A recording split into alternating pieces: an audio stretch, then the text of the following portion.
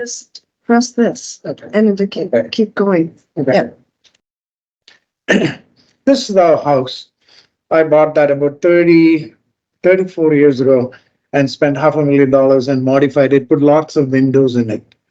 This was done after I had already developed the low light tolerant citrus that actually was growing effectively. So the house is actually converted to bring in natural available light. Another thing that Karen probably didn't point out is just in Canada, in the middle of the summer, we get 18-hour daylights, 18 hours sun. In the winter, we only get 8 hours of sunlight because sun rises in the morning at about 9:30, dark till then. And also it sets 4 o'clock in the afternoon. So 8 hours of sunlight we get during the winter time when it's cold. Sky is blue and it's beautiful and stuff, but the daylight is very low. So I needed something that will grow within 8 hours of available daylight that is coming through the window. So this is the house. This is our house. So here is a sample after 18 years of work. I'll talk about something about citrus only grows within the citrus belt, that is tropical and subtropical region. Preferably subtropical region is where all the sweet stuff. That's where we have oranges coming from Nagpur. We cannot grow good oranges in this part of the world or in Kerala. But we can also grow some of the other type of citruses. So this is the citrus belt. And like that, for most of the tropical fruits, and there are certain areas that it can survive, like bananas, for example, and whatnot. I won't go into the detail. So this was the original mother plant that I got from Kerala this is a picture from the cutting that I actually had taken out. And it's Odichuti Naranga in Malayalam, that's what it's called. I took it to Canada and I put it into an 8-inch pot. And the first year, this is what happened. Produced 32 fruits, broke the branch in my windowsill. This was grown inside. So I knew that I have a plant here that actually can produce fruits indoor.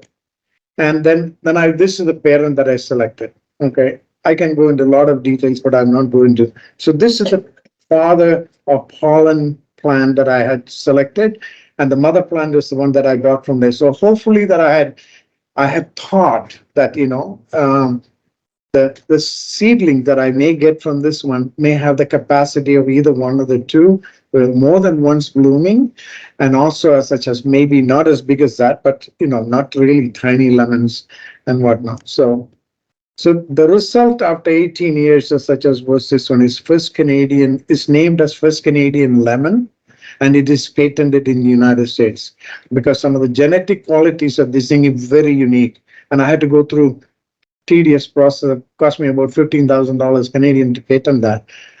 It is highly protected. And also another one that I immediately following that within a couple of months, I registered and protected and got a patent on the first Canadian golden lime.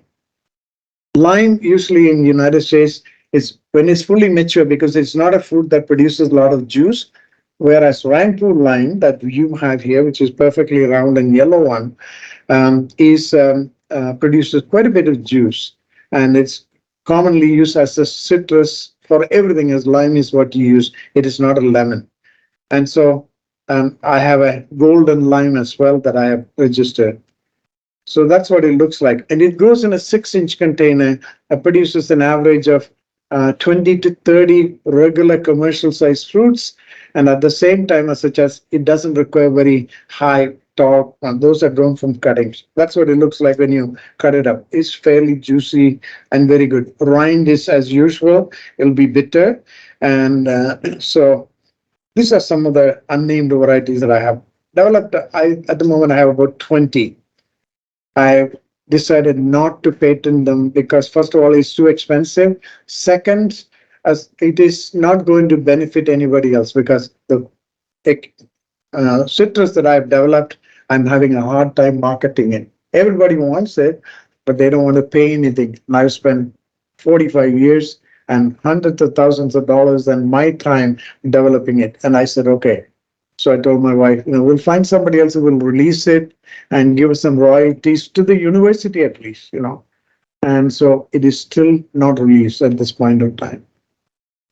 And there are varieties in the process of developing. These are mine for different reasons and whatnot. This is fairly thick rinded, so you can make peels and you can use it for making Christmas cakes and all this kind of stuff. This is another one, extraordinarily juicy, but it's slightly elongated fruit and with the extremely thin skin, so it's full of juice. Here is a cross section of some of them that was ready at the same time. So my house was basically as such as modified after I bought it. I put 36 windows so that I get natural available light coming in there, so that I don't have to have the artificial lights on.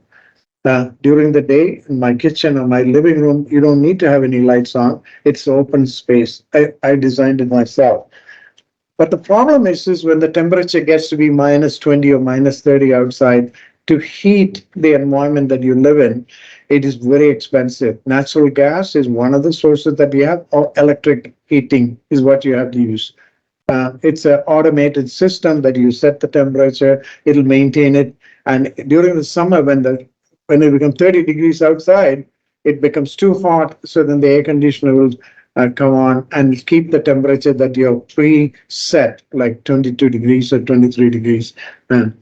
So my view at that time was just, why not, you're spending all this money, you need a greenhouse. You can only, you're easily that you can actually produce something if the plant actually grew on your windowsill. The catch was, by the time it came through multiple panes of window and stuff and things like that, the actual sunlight that you got was less than 25% what you will get outside.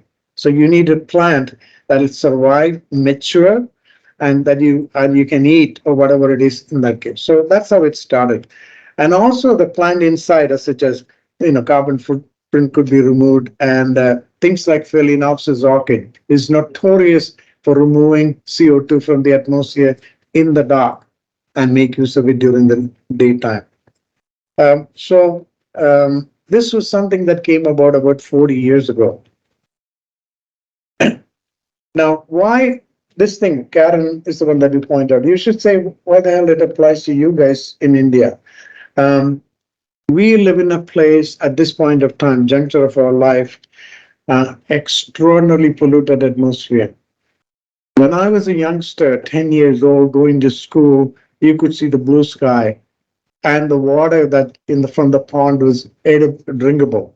You can't do that anymore because the pollution that we put up there, the rain brings it back and gets into the water system and also the soil system. So if somebody says, okay, I'm growing the plant here and this is wonderful food, just think twice, because any material that is found in the soil, the plant picks it up and puts it away. If it can use it, it'll make use of it, or otherwise it'll try to get rid of it. Where? In the root or on the seed or on the leaf. Usually at the tip of the leaf is concentrated, they'll get rid of it. And so-called, I have a problem if somebody says it's organic. It's a sales technique.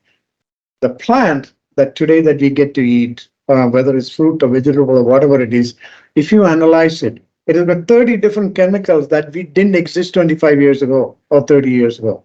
So in order to get clean food, that you have to think of some other way. So I thought, okay, let's switch it and don't grow them in the ground. Grow them, use hydroculture, hydroponics, those kind of techniques. As long as your plant needs clean water, but it also needs nutrients. And we know what kind of plants require what kind of nutrients. For example, a carrot will only take up certain type of chemical reaction and the plant will produce what it needs to store it away. And similarly, as such as whether it's a cabbage, it is going to grow into the leaf, and the stuff that it gets from the ground, if it is material that is dissolved, if it picks it up, it'll put it away in the leaf, and you end up eating it. My problem is an infant that is only 5 pounds or 3 pounds, and you're feeding them, the percentage of pollutants that you're going to feed them is a hell of a lot of greater percentage than you as an adult or a young person that is consuming. So I do have issues with that kind of stuff. So I wanted to grow something clean and nice food that I grew up 75 years ago. How do you do that? Clean water, number one. So I switched into hydroculture. These things are grown in hydroculture. So that's a stainless steel tray on my windowsill, and there is a piece of sheet material. It's called puckboard, which is very strong. Holes are drilled and 2-inch containers that you can put these things. The water that I put inside there is sterilized. Reverse osmosis water, only 2% contaminants in it, or otherwise distilled water. Now, distilled water also is not really pure because the distilling equipment will add something to it. So if you really carefully look at it, it's not atomic quality water, but that you can control. Depending upon the vegetable that you want to grow, various things that you want to eat, you can add the proper nitrogen levels or whatever it is. So maybe 140, 150 parts per million is all that is needed, and it'll do well. The catch was always light. So these plants were selected over a period of time and allowed to seed eventually, and the seeds were collected and planted back to come up with the varieties that will grow on my window. And there are many of them over a 20-year period. And this is the Cavendish banana. My greenhouse, I covered it up. I put additional layers. So if you go with the light meter, as such as it's only something like less than 500 micromoles per square meter per second instead of 2000. So like 25% of the light is all is there, but it will grow, but slower. And so the seeds, or maybe the daughters from the particular banana plant, the next time comes along, it'll grow faster because it remembers that my mom didn't have too much of light, so that I can do that. So this way that you can prove any plant that you want, you will be able to force it to become low light tolerant. But look at the plants that we have here. It's not a problem in Canada, which is very, very cold. How did they happen to be there? Is the question. It plant adapted over 30,000 years or 300,000 years, and gradually the seeds and everything else migrated and adapted to the atmosphere. That's what it is. So here is in my greenhouse Cavendish banana. I covered it up because of mites. Plastic. That's actually a plastic sheet where my shirt comes in after dry cleaning. This is a Cavendish banana grown in my greenhouse, hanging up in the. Okay, then I started looking at green vegetable plant. I like chira, amaranthus, and I've developed about 20 different varieties for color. It's not only something that you grow that you can eat, but also you want to make it look nice, make it attractive. So somebody who's interested in growing. So develop lots of varieties. Amaranthus is notorious. It'll tolerate low light very quickly, and you can actually grow them as long as you're getting indirect light anywhere up to 3,300 micromole per square meter per second kind of light. That means about 20% of the direct sunlight. It'll grow very easily. It needs nitrogen and few other, micro and macronutrients. Trace amount is all is needed. And if you're using clean water, that what you're getting is real vegetable, and you can eat it happily. What is happening right now because of the global warming and everything else, the culture that you're doing outside is not going to be possible. I'm predicting that in 50 years. In 50 years, you'll be still young and you will have family and you will need to feed them. How are you going to do that? You have to start thinking in that kind of terms. I'm not suggesting, because I think doomsday is coming tomorrow. Reality. You will be paying 500 times more money for the food that you want to eat in 50 years, probably. And also, what you will be eating is contaminated food. So the people that do makes money is the hospitals and the doctors, but not necessarily your health. So I'm kind of pessimistic about that kind of issues. These are some of them that is growing in the windowsill. This one is my own. I've named it Ruby because it is the stem color is like a pink ruby. And when this is planted at such a very late in the winter time, so the amount of light that I get through the window is not very much. That's pink ruby. These are some of the varieties of amaranth that I have bred. So to see what the difference will be, some Bengali varieties and Thai varieties. But during my travel, one of the things that I do, I go to the marketplace and see what do they eat. And any of these things can be adapted to our own diet and whatnot. I do the cooking, by the way. So does my wife. And so I make mostly Indian food and Thai food and Mexican food and stuff and things like that. And she sticks to Canadian and Japanese. These are, and I'll show you, these are some of the varieties that I've developed. And I have collected seeds, about total of 20 different cultivars. And the characteristic is that some of them are, the stalk is where the marrow is available. And there is a variety, hypochondriacus cross that I made, grows 12 feet tall. Very rapidly grow and huge stem so that you can use it as a vegetable. This plain ordinary green, this is actually a cross from a Thai green plant, large leaf, but pure green amaranth. This is the tricolor. This is the, used to be very common here a long time ago. Now, when I go to the market, I only see the red one and also the green one, the not multicolored one. This used to be quite common here when I was a youngster. I don't see them anymore. Okay, we live in a very small world. We share everything, all, especially the environment. So if you screw up something and create some nasty stuff, I get to have it, 12 hours time zone away within a few days or weeks because the atmosphere will bring it over. And if it is snowing or raining, I will get it. The pollution from China is found in northern Canada. When I went over there 60 years ago, every lake, you can go there and take a glass and water. If you look at it, you can see the bottom, crystal clear water, drinking and whatnot. That's no longer possible because the water has to be filtered and it has to be tested and whatnot because of that. Even our drinking water considered to be the best in Saskatoon. It's coming from the snow melt. When the pollutants land in the wintertime in the ground and when the snow melts, it brings it along, dissolvable material. So the glass of water that looks wonderfully clear that you're drinking, put into HPLC and see what all kind of crap inside there. Okay, advantage about indoor gardening, something that I wanted to mention. Year-round gardening indoors, food safety and security, low light tolerant plants can be grown on a windowsill. You don't have to modify the house now. But as long as the light is coming in, some sunlight comes through on your window. If it is, in this case, you're in the tropic, it may not matter to you at this point of time. All these things are done for Canadians because our kind of stuff.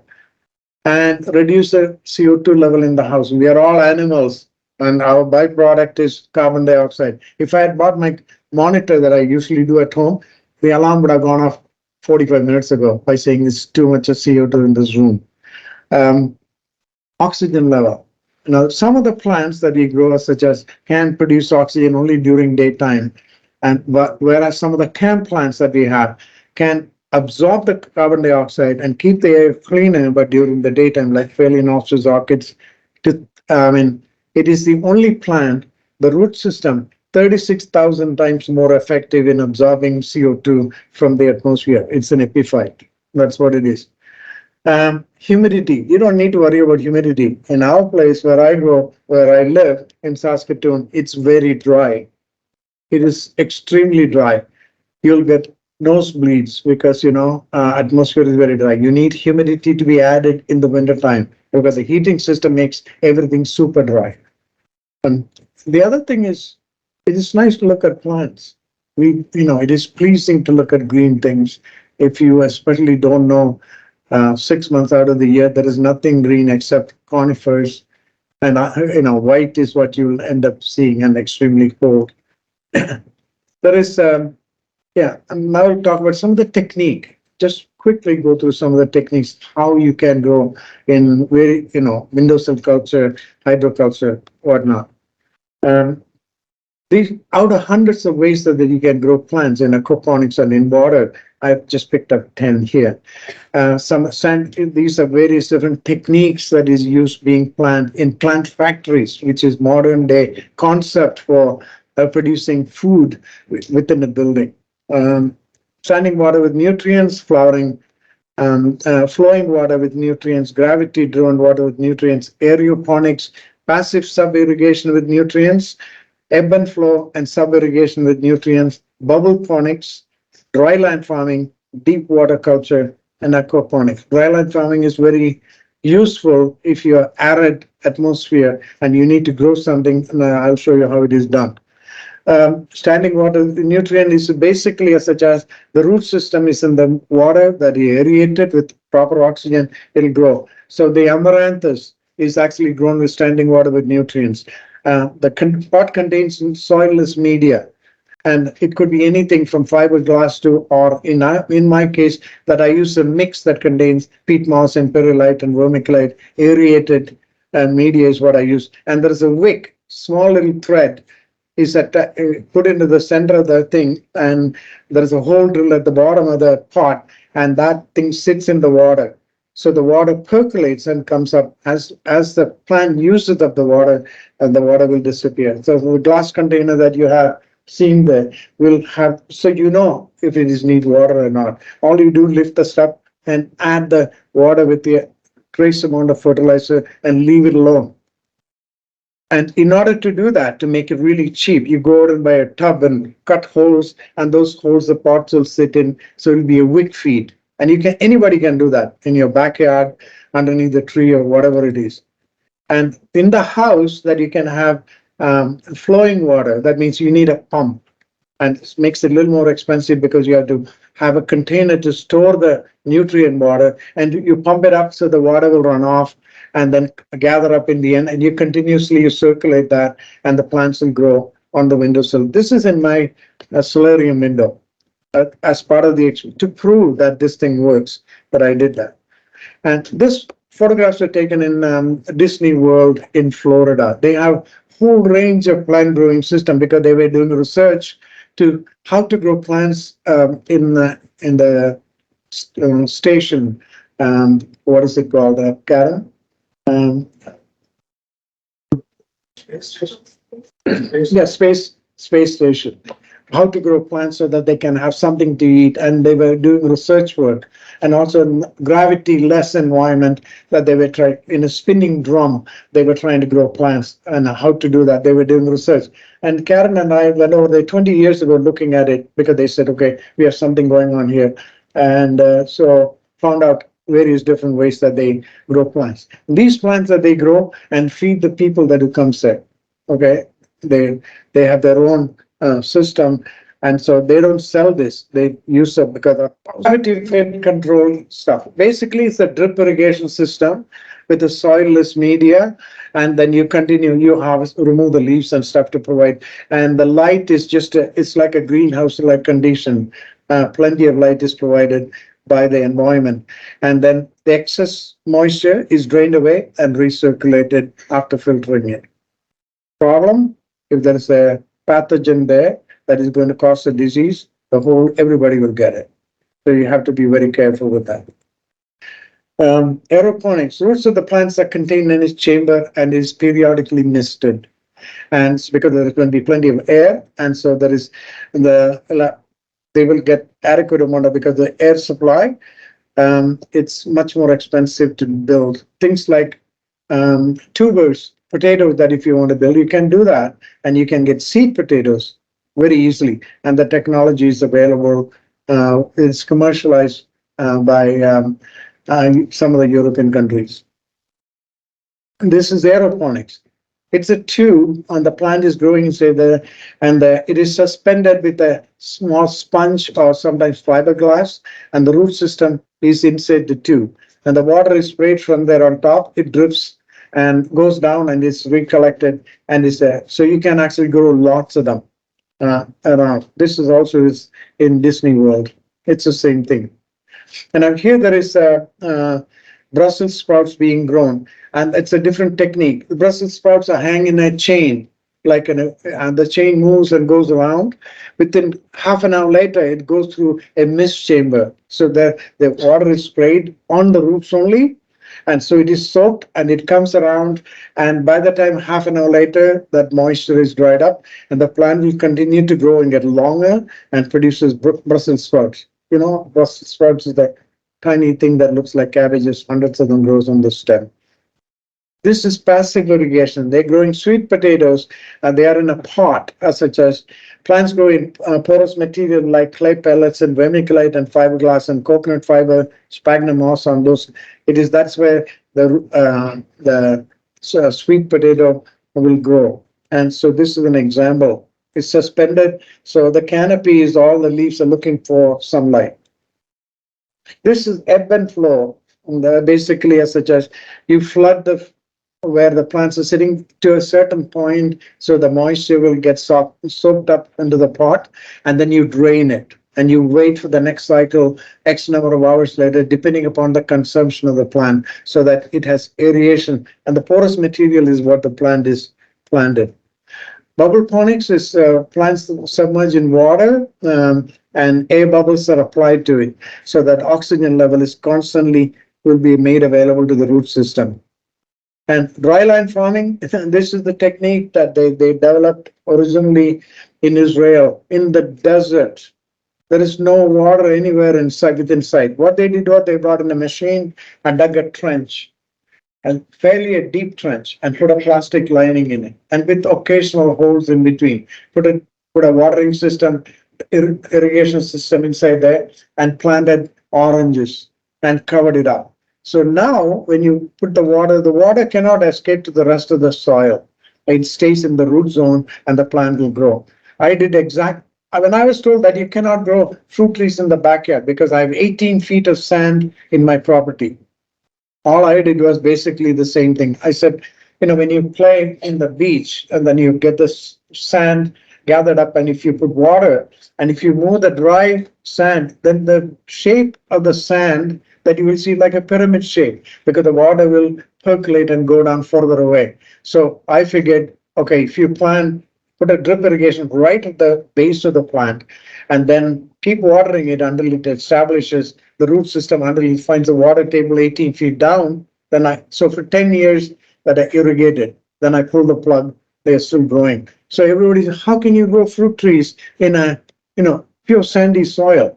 It's not hard to think. You just have to figure out how the plant is absorbing the water, what it needs. You give it and you get the results.